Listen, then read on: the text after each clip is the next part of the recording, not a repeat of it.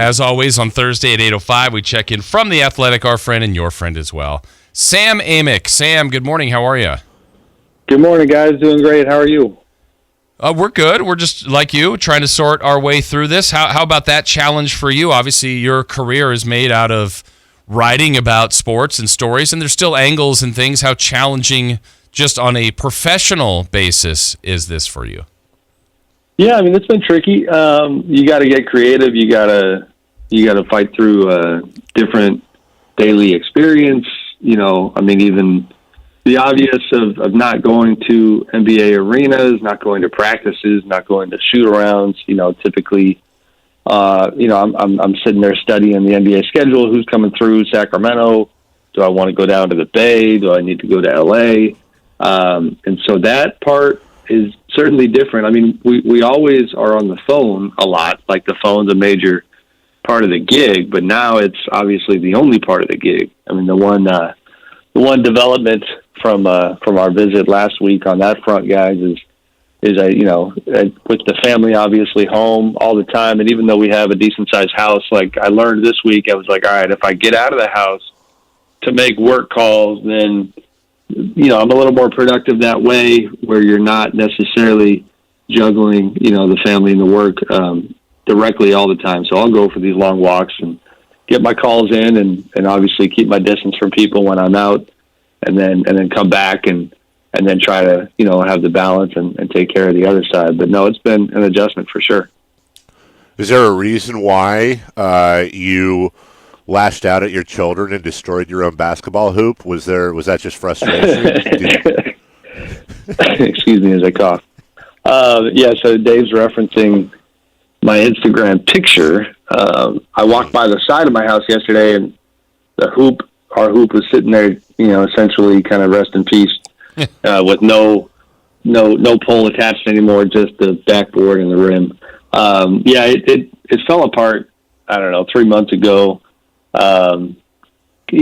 Combination of events, one including a neighbor accidentally running into it on the way out of their driveway. So it had a rough go, and it was just sitting on the side of the house. But as I saw it, because of the circumstances and no hoops and NBA on hold, I thought it was apropos to put that on the old IG.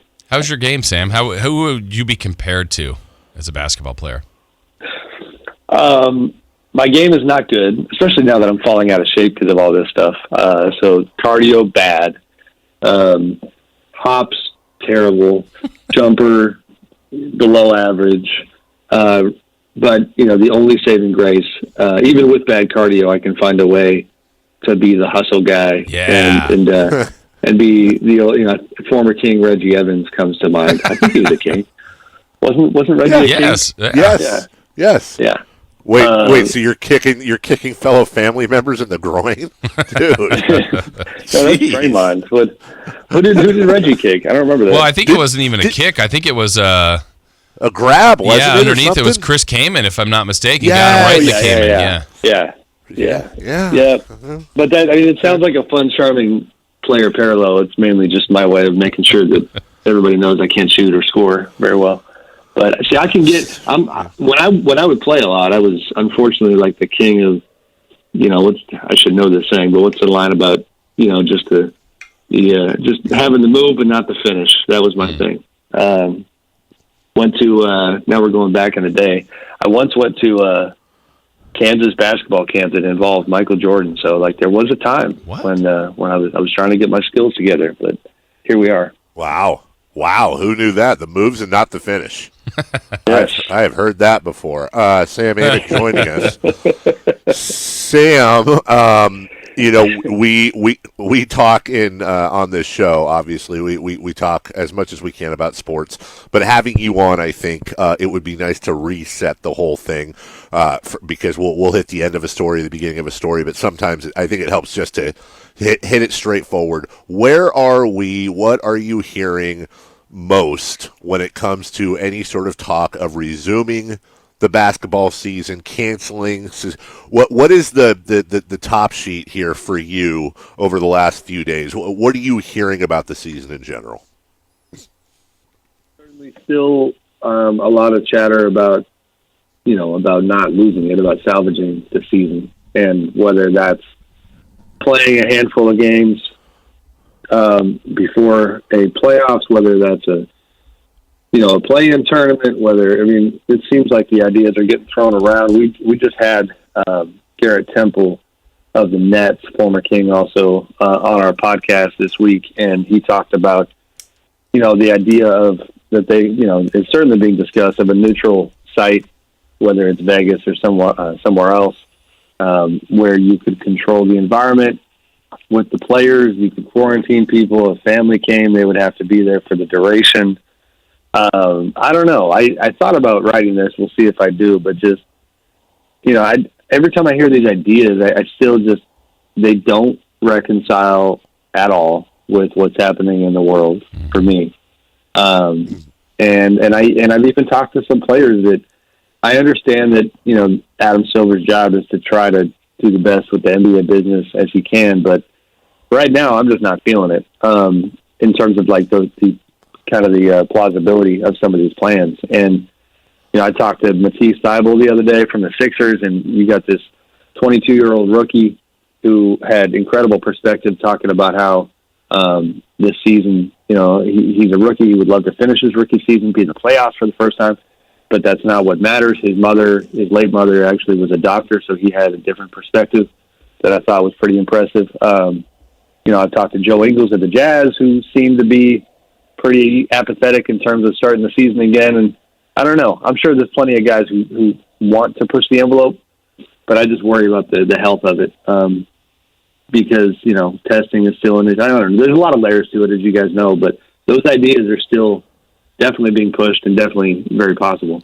Yeah, I agree with you 100% on that, Sam, because as much as we all would love to see it again and soon, but that doesn't seem to line up to me on the surface of Adam Silver's ideals. I mean, I think he's very forward-thinking. I think he wants to do the right thing in some sense. And so where's this pressure maybe, and maybe it's just looking into ideas, but is this coming from owners? Because it doesn't necessarily sound like it's coming from the players to come back and play.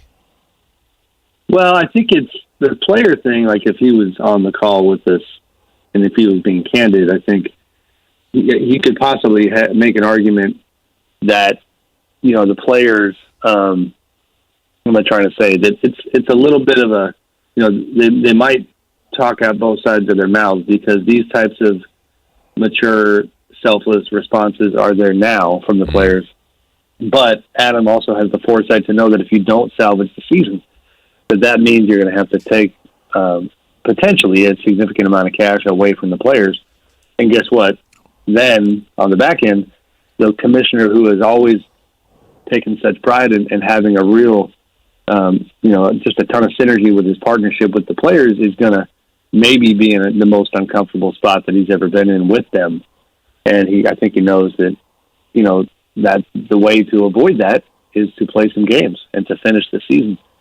But, I don't know. LeBron has been very negative on the prospect of not playing or playing without fans. That's a major factor. Like, that's non-negotiable. Like, that's, and even players I've talked to from the players' union say, like, no, if we come back, it's obviously without fans.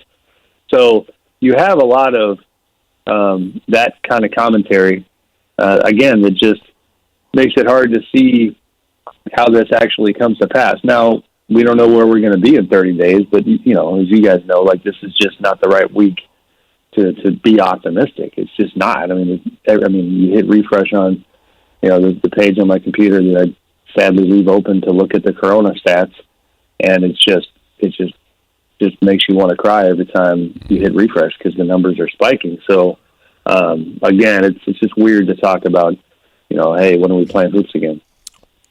Sam Amick with us, following that train of thought, Sam, because I agree with you. I don't think we get a season. I think it's just a matter of time.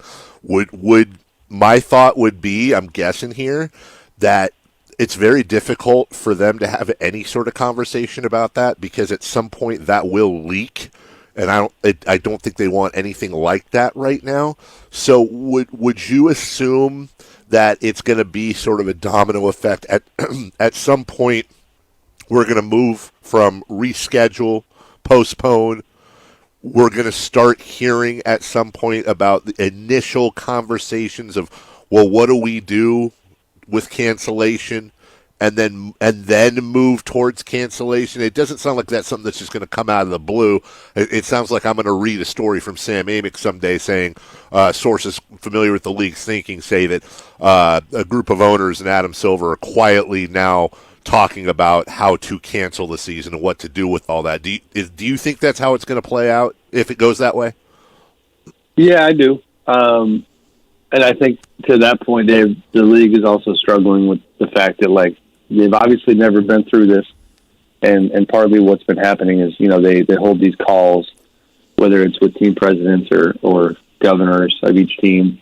And inevitably somebody talks to, one of us in the media, and then these ideas get out, and the optics aren't great because it's like, I understand why in this time you have a couple choices. Like, are you going to just literally do nothing and wait for Dr. Fauci to tell you when it's okay to come back, but have zero conversations about scenarios and possibilities? Well, that's just not how business typically works. You workshop this stuff. But then when that stuff gets out, it paints this picture that you're just desperately trying to do whatever it takes to kind of keep your season. But yeah, at some point that conversation will likely change. And I think it's going to be a combination of those voices from the player community, from the governor community, and everybody involved. So we'll see. I mean, I actually just pulled up and I haven't read it yet, but Chris Mannix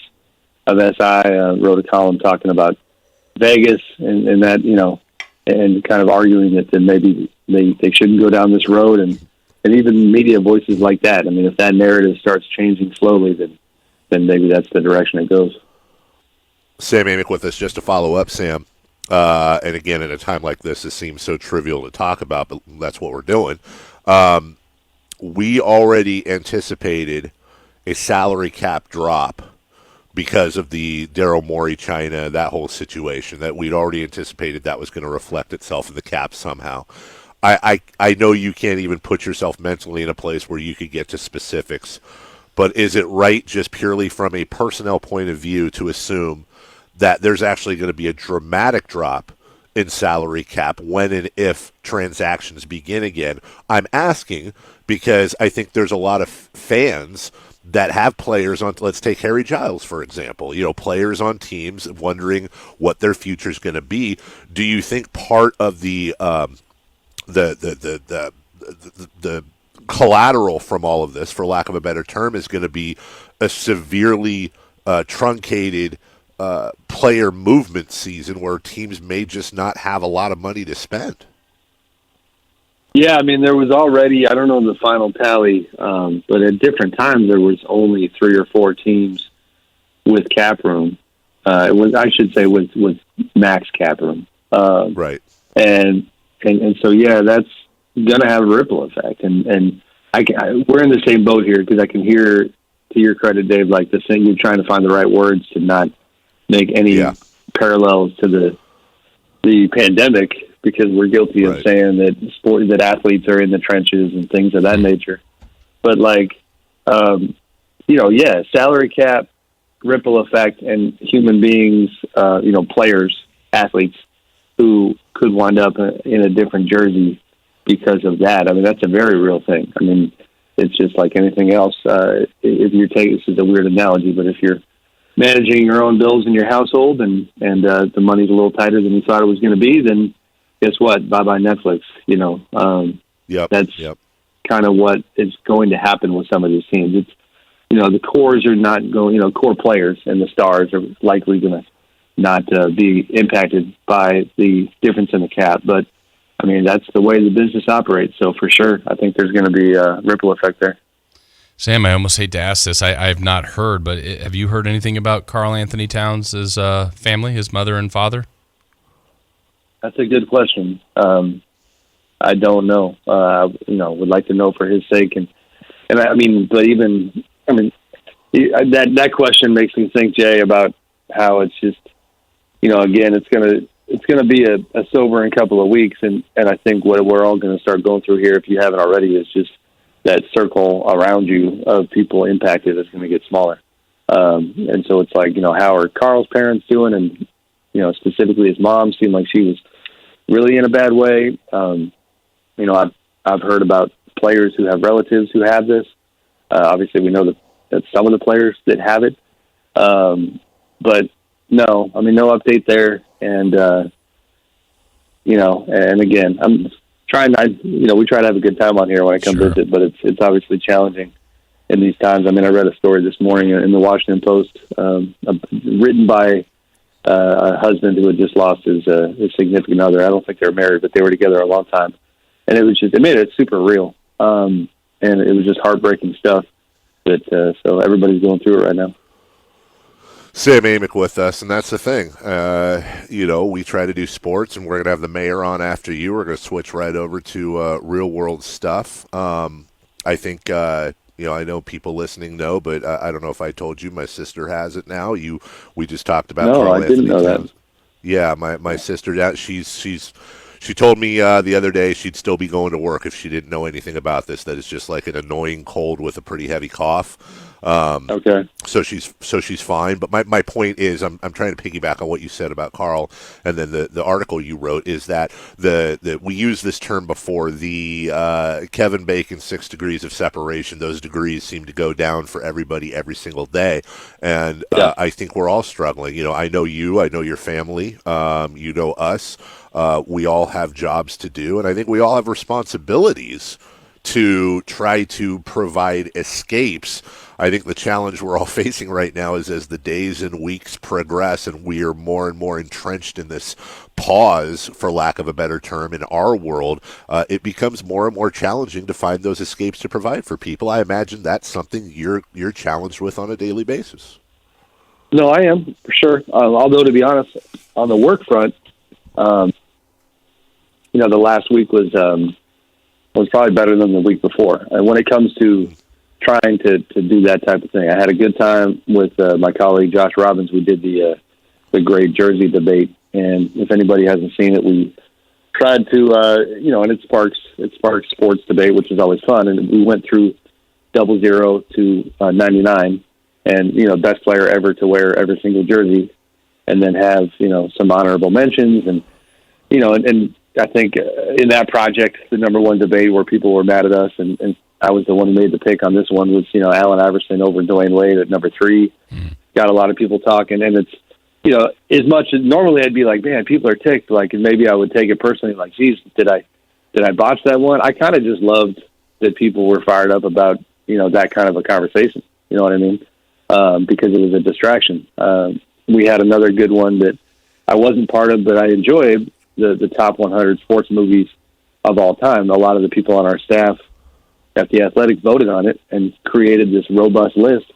I was hanging with my neighbors the other day, obviously from social distance, but we were going through that whole list, just arguing about how this movie should be higher and that movie should be lower.